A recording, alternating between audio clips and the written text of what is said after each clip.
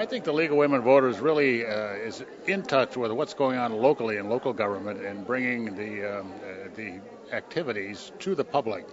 And they're great interpreters of that. These members, many of them have been around for years, know the ins and outs of local politics. They have a wonderful website, for example, and I used to teach political science, and I used to send my students to the League website because for information, particularly about state issues and state candidates, it's somehow easier to get information about national issues and national candidates.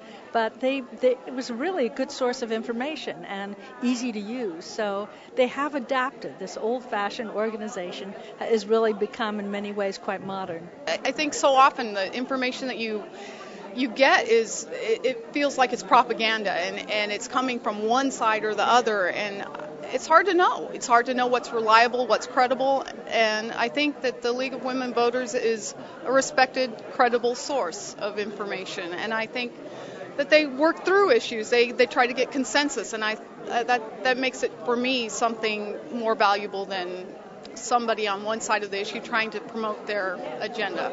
Some people don't vote because they feel overwhelmed by all these ballot measures, and they just don't know. And whoever can perform the function, whether it's the mass media or an organization like the League of Women Voters, perform the function of really getting people more informed, the hope is they'll be more comfortable going to the ballot box and voting on these pretty complicated issues.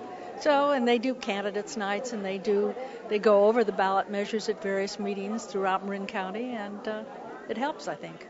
Well, I'm a new member, and so I'm learning as I go along, but one of the things I've been very impressed with is the broad reach of their interests. They're looking at affordable housing, they're looking at health care in the community, they're looking at education, in addition to voter services, which I think was their primary focus when they were originally founded many decades ago. And so they have an action meeting. The Marin County group has an action meeting once a month, and we have reports from the different committee chairs about what's going on in their area of interest. And it's fascinating. I mean, I've started subscribing to the local paper again because I've been feeling out of it, and now I'm learning a lot more about the county, what's going on, and these are big issues, and they're important issues, and they look at all sides of them. People are not engaged as much as they used to be in local politics, and people don't have as much leisure time, so the role of the League has really increased in the more recent past.